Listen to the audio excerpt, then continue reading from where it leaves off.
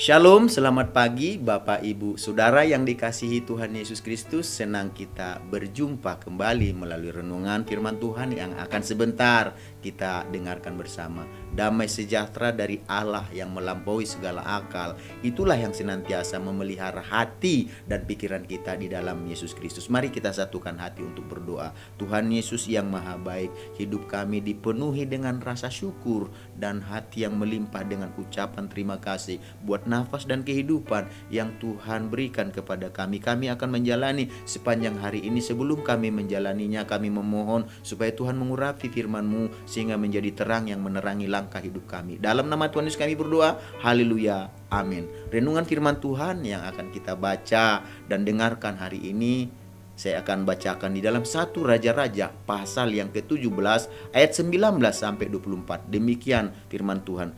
Kata Elia kepadanya, "Berikanlah anakmu itu kepadaku." Elia mengambilnya dari pangkuan perempuan itu dan membawanya naik ke kamar di atas dan membaringkan anak itu di tempat tidurnya.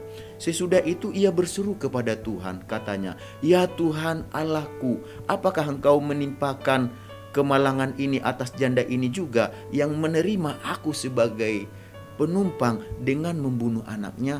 Lalu ia mengunjurkan badannya di atas anak itu 3 kali dan berseru kepada Tuhan, katanya, "Ya Tuhan Allahku, pulangkanlah kiranya nyawa anak itu ke dalam tubuhnya." Tuhan mendengarkan permintaan Elia itu dan nyawa anak itu pulang ke dalam tubuhnya sehingga ia hidup kembali. Elia mengambil anak itu, ia membawanya turun dari kamar atas ke dalam rumah dan memberikannya kepada ibunya. Kata Elia, "Ini anakmu, ia sudah hidup." Kemudian kata perempuan itu kepada Elia, "Sekarang aku tahu bahwa engkau abdi Allah dan firman Tuhan yang kau ucapkan itu adalah benar." Dari ayat-ayat yang kita baca dan dengarkan hari ini, kita akan berbicara tentang Tuhan berkuasa memberikan kehidupan melalui doa. Tuhan berkuasa memberikan kehidupan melalui doa. Berarti doa sebagai sarana yang disediakan Tuhan untuk menunjukkan kuasanya yang memberikan kehidupan. Jadi Bapak Ibu Saudara yang dikasihi Tuhan Yesus, percayakah kita akan hal itu? Bahwa Tuhan memakai doa sebagai sarana untuk menunjukkan kuasanya, untuk memberikan kehidupan bagi kita.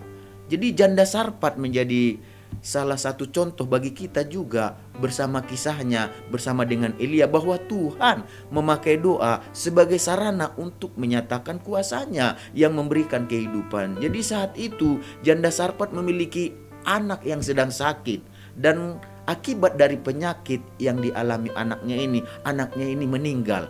Hal tersebut ia sampaikan kepada Elia. Lalu Elia yang mendengar berita kematian anak si janda Sarfat tersebut, ia mengambil anak itu dari pangkuannya dikatakan, dan ia membawanya ke kamar atas anak tersebut. Lalu di kamar atas dikatakan apa yang dilakukan, apa yang diperbuat oleh Elia terhadap anak si janda Sarfat yang telah meninggal tersebut. Tahukah Bapak Ibu Saudara yang dikasihi Tuhan Yesus Kristus, apa yang dilakukan oleh Elia? Yang dilakukan oleh Elia saat itu adalah dia berdoa kepada Tuhan, dia memohon kepada Tuhan, dia berseru kepada Tuhan. Seperti itulah yang tertulis dalam 1 Raja-Raja tadi, pasal yang ke-17 ayat 20 sampai 21 dikatakan di sana. Sesudah itu ia berseru kepada Tuhan, katanya, "Ya Tuhan Allahku, apakah Engkau menimpakan kemalangan ini atas janda ini juga yang menerima aku sebagai penumpang dengan membunuh anaknya?" Lalu dikatakan ia juga berseru, lalu ia mengunjurkan badannya di atas anak itu 3 kali dan berseru kepada Tuhan, katanya, "Ya Tuhan Allahku, pulangkanlah kiranya nyawa anak ini ke dalam tubuhnya." Jadi Elia mengajarkan kepada kita dan mengajarkan kepada janda Sarfat apa yang harus kita lakukan ketika kita mengalami berbagai pergumulan, persoalan yang ada dalam kehidupan kita. Dan salah satunya adalah yang dialami oleh janda Sarfat. Dia mengalami kesulitan di mana anaknya meninggal akibat sakit yang dialami. Dan apa yang dilakukan oleh Elia waktu diperhadapkan dengan masalah tersebut? Elia tahu bahwa doa memiliki kuasa. Doa dipakai Tuhan sebagai sarana untuk menyatakan kuasanya, dan di mana melalui doa tersebut Elia tahu bahwa Tuhan mendengar. Itulah sebabnya mengapa dia melakukan hal tersebut. Jadi mengapa Elia berdoa kepada Tuhan ketika diperhadapkan kepada peristiwa tersebut? Mengapa dia berdoa berseru memanggil nama Tuhan? Karena Elia tahu bahwa Tuhan mendengar doa. Jadi Bapak Ibu Saudara yang dikasihi Tuhan, berdoalah senantiasa. Jangan jemu-jemu berdoa. Teruslah berdoa. Jangan pernah berhenti berdoa. Kenapa? Elia mengajarkan kepada kita bahwa Tuhan mendengar doa. Tuhan mendengarkan doa kita. Di dalam 1 Raja-Raja pasal yang ke-17 ayat 22 dikatakan di sana, Tuhan mendengar permintaan Elia dan nyawa anak itu pulang ke dalam tubuhnya sehingga ia hidup kembali. Jadi doa yang kita sampaikan kepada Tuhan, doa yang kita panjatkan kepada Tuhan, yang kita serukan kepada Tuhan, percayakah Bapak Ibu bahwa Tuhan mendengarnya? Dan doa itu dipakai Tuhan sebagai sarana bagi kita untuk melihat kuasa-Nya, untuk melihat kebesaran-Nya, untuk memberikan kita kehidupan. Jadi waktu Elia berdoa, Tuhan dengarkan doanya, dan akibat dari doanya itu apa yang terjadi? Tuhan dikatakan mendengarkan Elia. Dia pulangkan nyawa si anak tersebut, dia kembalikan kepada nyawa anak tersebut sehingga anak itu hidup kembali. Jadi Bapak Ibu Saudara yang dikasihi Tuhan Yesus, mari kita belajar dan menyadari bahwa Tuhan memakai doa untuk mendatangkan kuasa-Nya, dan kuasa-Nya itu sanggup memberikan kehidupan bagi anak janda Sarfat yang telah meninggal. Dan kita percaya bahwa doa yang telah mengembalikan nyawa daripada anak janda tersebut, doa itu juga yang harus kita sampaikan kepada Tuhan. Kepada yang didoakan tersebut kita berdoa juga kepada Tuhan, yang dimana Elia berdoa kepadanya, berseru kepadanya. Dan puji Tuhan saat itu, karena kuasa Tuhan melalui doa, maka apa yang terjadi? Anak yang telah meninggal hidup kembali. Jadi Bapak Ibu Saudara yang dikasihi Tuhan Yesus, dikatakan di sini bahwa wanita tersebut, si janda Sarfat tersebut, menyaksikan sendiri, melihat sendiri bagaimana kebesaran Tuhan, kuasa Tuhan dinyatakan melalui doa. Seperti yang tertulis dalam 1 Raja-Raja pasal 17 ayat 23 sampai 24 tadi dikatakan demikian.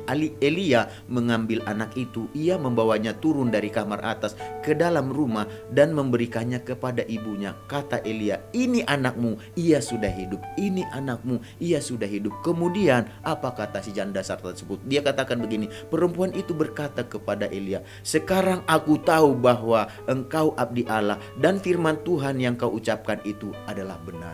Jadi Bapak Ibu Saudara yang dikasihi Tuhan Yesus, dari kisah janda Sarfat ini kita belajar untuk membawa segala masalah dan pergumulan kita kepada Tuhan. Bagaimana kita membawanya? Bawalah melalui doa. Berserulah kepada Tuhan, sampaikan kepada Tuhan, mohonkan kepada Tuhan apa yang menghimpit kehidupan kita, apa yang menjadi masalah, pergumulan, persoalan kita. Karena kita percaya Tuhan memakai doa sebagai sarana untuk menyatakan kuasa-Nya dalam kehidupan kita. Tuhan mendengar doa kita. Dia akan menghidupkan kerohanian kita yang sudah mati, dan Dia akan membangkitkan iman kita, sehingga dengan iman tersebut kita kuat dan mampu melewati segala kesulitan yang kita hadapi ketika kita menjalani kehidupan ini. Mari kita sama-sama menyatukan hati di dalam doa. Tuhan Yesus, kami mengucap syukur hari ini kami diajar bahwa doa adalah sarana yang dipakai Tuhan untuk menyatakan kuasa-Nya dalam kehidupan kami.